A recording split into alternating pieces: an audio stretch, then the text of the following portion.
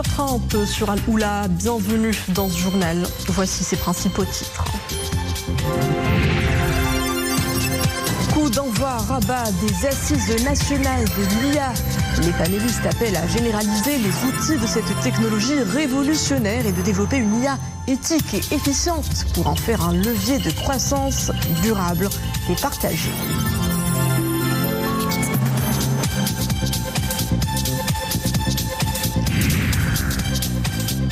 À Genève, la délégation interministérielle marocaine aux droits de l'homme fait écho à l'expertise marocaine pionnière en matière des droits de l'homme et de développement durable. Dans ce journal, le point sur cette rencontre de haut niveau qui se tient en marge de la 59e session du Conseil des droits de l'homme. L'été, c'est la saison des repas en plein air, des pique-niques, mais c'est surtout aussi une période à risque pour la santé. Les intoxications alimentaires explosent. Dans ce journal, nous vous dirons les bons réflexes à adopter pour éviter de gâcher vos vacances.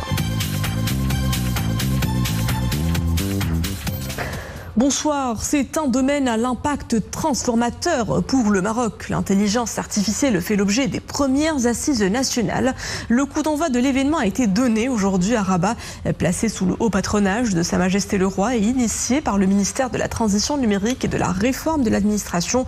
Ces assises aspirent à asseoir une stratégie IA efficiente et éthique au service de notre société. Wissal Emghari et Abdelrahim Filoul avec Iman Ablou.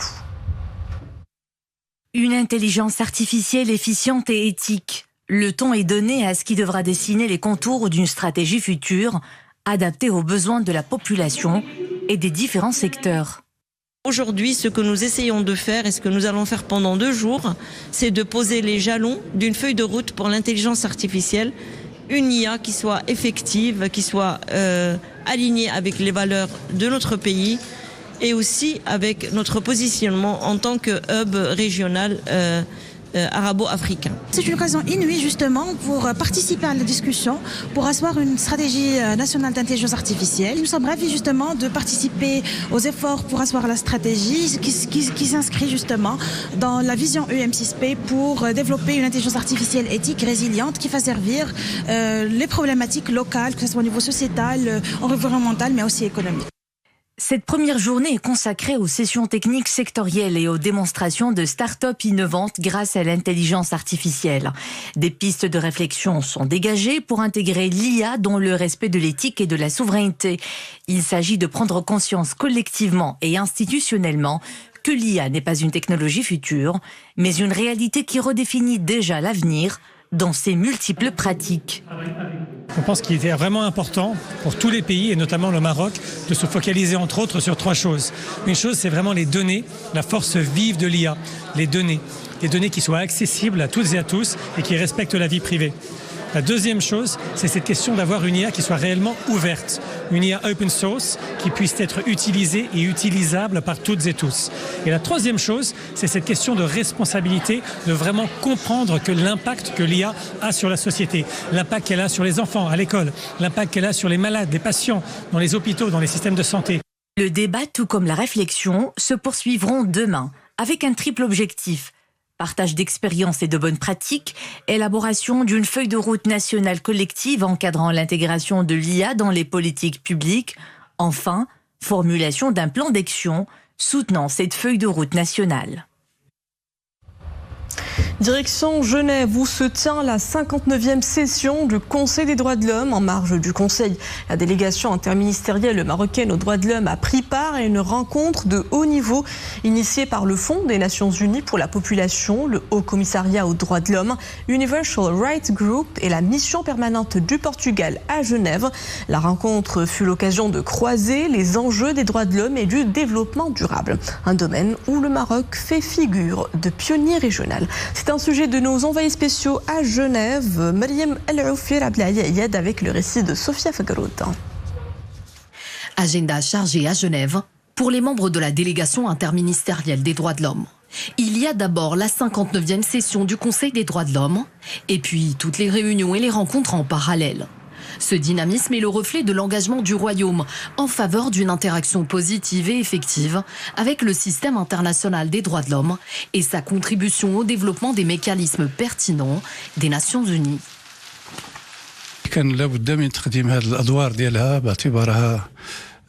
Il était important de présenter les missions de la délégation interministérielle aux droits de l'homme qui reflètent une volonté politique à travers les approbations et les rapports nombreux. Au Maroc, par exemple, 56 rapports ont été élaborés, dont 4 dans le cadre de l'examen périodique universel et plus de 1300 recommandations ont été formulées. Cela démontre que le suivi nécessite un mécanisme spécial qui serait le fruit de l'expérience et de l'expertise dans l'accompagnement des secteurs publics. L'objectif étant de traduire ces recommandations en politique sectorielle.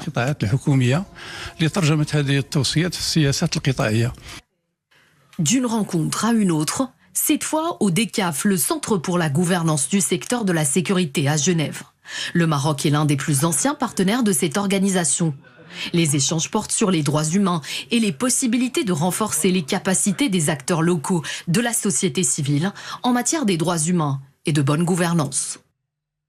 Vraiment, avec le Maroc, nous partageons depuis de longues années ces valeurs communes, cet engagement, cette direction aussi d'excellence en termes de droits humains et transition démocratique. Et c'est particulièrement important pour nous. On est vraiment honorés de pouvoir accompagner le Royaume du Maroc au niveau technique, au niveau national, et puis de pouvoir compter sur le Royaume du Maroc comme un grand acteur au niveau international pour soutenir dans les plateformes multilatérales et au-delà la question des droits humains. Dans le contexte actuel, c'est absolument crucial et très très précieux. Il s'agit aussi de créer un espace international de réflexion commune autour de questions importantes comme l'entreprise et les droits humains, ou encore les questions qui nous intéressent tous, comme le climat, l'intelligence artificielle et le rapport aux droits humains. À Genève, la délégation marocaine prendra part aussi au débat annuel sur les impacts négatifs du changement climatique et à la réunion débat sur la coopération technique, entre autres événements. Mais quel que soit le thème en débat, le Maroc continuera de jouer un rôle de pont entre ses engagements nationaux, son expertise institutionnelle et les dynamiques multilatérales. Sur le plan sécuritaire, le partenariat maroco-émirati franchit un nouveau cap à la faveur de la visite de travail dans le Royaume du chef du service national des renseignements de l'État des Émirats arabes unis, frère. Ali Obeid al-Zahiri a été reçu aujourd'hui à Rabat par le directeur général de la Sûreté nationale et de la surveillance du territoire, Abdeltef Hammouchi. Les deux responsables ont échangé sur les leviers d'une coopération opérationnelle renforcée ainsi que sur la consolidation des mécanismes d'échange des informations face aux menaces sécuritaires et autres risques émergents, en particulier la menace terroriste dans les différentes zones de tension. Avec des pointes à plus de 46 degrés annoncées localement, nous traversons un épisode caniculaire inédit par son ampleur. Plus de 40 provinces sont placées en alerte orange. Exemple à Fès, où le mercure s'est envolé aujourd'hui à plus de 43 degrés. Sous cette chaleur étouffante, les rues se vident tandis que les hôtels, espaces verts et autres zones ombragées sont pris d'assaut. C'est un reportage d'Anouar El-Roumari, Youssef Chergui et le récit est de Maria Awad. Avec un mercure affichant plus de 42 degrés Celsius à l'ombre, la ville de Fès, réputée pour ses pics de chaleur, ne désemplit pourtant pas. Bien au contraire, les fascis et autres vacanciers de passage s'organisent avec philosophie pour rester au frais. Direction les clubs de vacances et les complexes hôteliers où les piscines sont littéralement prises d'assaut. Aujourd'hui, il fait vraiment très chaud, plus de 42 degrés à l'ombre. Du coup, nous sommes venus ici trouver un peu de fraîcheur dans la piscine. Les enfants sont heureux de barboter dans l'eau et on en profite avec eux. Nous venons régulièrement nous détendre dans ce complexe hôtelier très agréable dès lors qu'il commence à faire chaud, car il y a des jeux dans l'eau pour les enfants et un peu d'air frais pour les adultes en quête de repos. Lorsque j'ai vu que le thermomètre a grimpé au-delà de 40 degrés, j'ai décidé d'emmener les enfants nager afin qu'ils ne souffrent pas de la canicule. D'ailleurs ici, comme il y a beaucoup d'espaces verts et d'arbres, on ne ressent pas le pic de chaleur. Et les enfants sont les premiers à profiter de ces aménagements aquatiques grandeur nature dans la joie et la bonne humeur. Je suis venue ici avec mes parents car à la maison il fait vraiment très chaud. Dès que la chaleur commence à devenir intenable, on vient ici nager, se faire plaisir. Et côté tourisme, la tendance est à la hausse des fréquentations, avec une augmentation de plus de 20% par rapport à l'année dernière. Avec l'arrivée de l'été, des grosses chaleurs, il y a de plus en plus de clients. Il y a celles et ceux qui viennent de Meknès et Fès, passer une journée détente et profiter des aménagements extérieurs et de la piscine. Mais il y a aussi les Marocains résidant à l'étranger, de retour au pays et qui veulent se faire plaisir.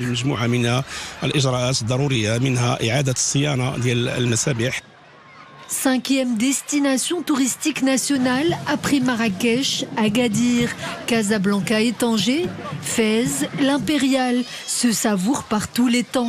L'essentiel étant de bien rester au frais et de veiller à boire en quantité suffisante. Une canicule précoce qui sévit également de l'autre côté de la Méditerranée. Le Portugal a enregistré un nouveau record pour un mois de juin. 46,6 degrés à Mora, à l'est de la capitale Lisbonne. Conditions presque identiques du côté de Paris, Berlin ou encore par Rotterdam. Là-bas aussi, la barre de 38 degrés est franchie. Les températures grimpent très haut et les alertes s'enchaînent. En France, plus de 1300 écoles mal équipées ont fermé totalement ou partiellement. Aux Pays-Bas, les écoles de Rotterdam ont été également fermées ce midi. Idem chez les voisins allemands, pays continental le plus chaud. Les écoliers peuvent bénéficier du congé pour cause de chaleur. Et les tensions continuent de grimper en Cisjordanie. À Ramallah, un nouvel épisode de violence a coûté la vie à 2 personnes, dont un adolescent de 15 ans, tué par l'armée israélienne avant le lever du jour. Les balles de l'occupation ont flambé dans ce territoire palestinien depuis le début de la guerre à Gaza. Au moins 946 Palestiniens y ont été tués par l'armée israélienne. Retour chez nous et focus sur ces indicateurs économiques à la hausse. Les exportations du secteur de l'aéronautique ont atteint plus de 11,8 milliards de dirhams durant les 5 premiers mois de 2025. Une progression de 10,5% que nous rapporte l'Office d'échange dans son bulletin mensuel des échanges extérieurs de mai 2025. L'Office d'échange fait également état d'une croissance du flux net des investissements directs étrangers. Celui-ci s'est établi à 14,12 milliards de dirhams à fin mai 2025, soit une hausse de 41,7% par rapport à la même période un an auparavant. L'été bat sans plein et avec lui son lot de petits désagréments. À chaque saison estivale, les cas d'intoxication alimentaires explosent et pour cause, les aliments se conservent moins bien à cause de la chaleur. Alors quels sont les bons réflexes à adopter, surtout quand on voyage ou quand on mange dehors? Réponse dans ce reportage à Tétouan réalisé par Abdelali Gnouni avec un commentaire de Zakaria Mokrinbillah. L'activité tourne à plein régime dans ce restaurant de Tétouan. En ces jours de forte chaleur, nombreux sont les visiteurs à s'attabler sur les terrasses ou à prendre des sandwichs sur leur chemin vers la plage. Si la solution semble pratique, elle n'en comporte pas moins de risques pour la santé, avec l'augmentation des risques d'intoxication alimentaire en été. En cause, des bactéries telles que la salmonella ou l'Escherichia coli, qui se multiplient dans les œufs, le poulet et les viandes qui ne sont pas bien cuites. Alors le contrôle des conditions de sécurité alimentaire dans les restaurants s'impose. Le contrôle des restaurants sur la qualité des aliments devrait être renforcé, car on constate que les contrôles sont peu nombreux. Personnellement, j'ai été déjà victime d'intoxication alimentaire dans un restaurant pourtant réputé, suite à une allergie aux poissons. Je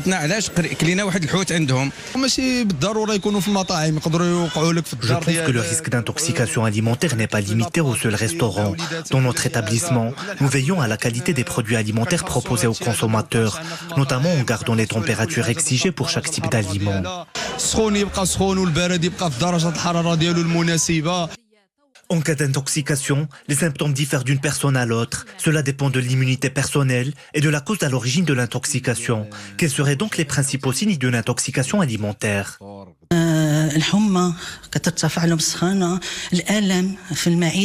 Parmi les symptômes connus, il y a la fièvre, des douleurs au niveau de l'estomac et des intestins. Dans les cas les plus graves, il peut y avoir des diarrhées qui peuvent mener à l'assèchement de l'organisme et à des complications de santé. En de pareils cas, la prise en charge nécessite une consultation médicale ou même une hospitalisation.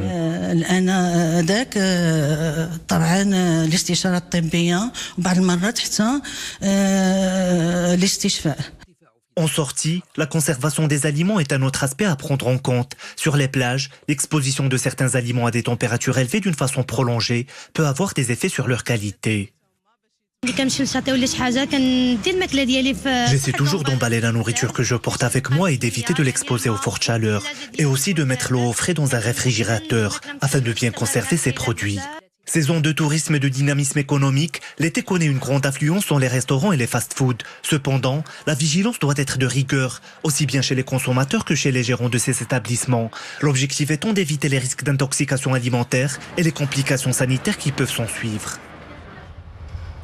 Prudence est donc de mise. Un mot de football à présent avec cette prestation légendaire du portier des Lions de l'Atlas. Hier soir à Orlando, Yacine Bounou s'est illustré en 8e de finale de la Coupe du Monde des clubs en multipliant les arrêts décisifs face aux offensives de l'adversaire Manchester City. Yacine Bounou a joué un rôle clé dans la qualification d'Al Hilal. Le club saoudien a créé l'exploit en éliminant Manchester City par 4-3 au terme d'un match spectaculaire.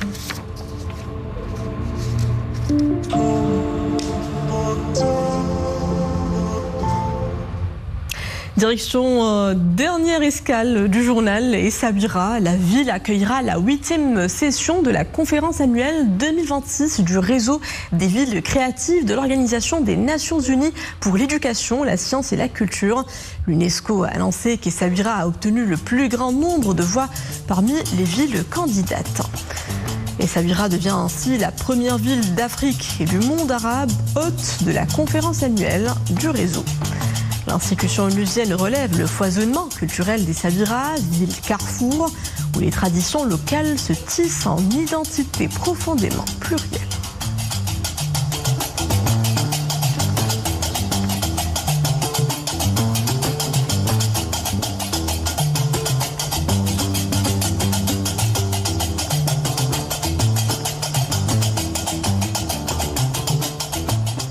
Et voilà, c'est sur ces belles images d'Essaouira que nous nous quittons. Merci à vous d'avoir suivi ce journal à 21h. Retrouvez le journal en langue arabe. Excellente suite des programmes à tous sur Al-Oula.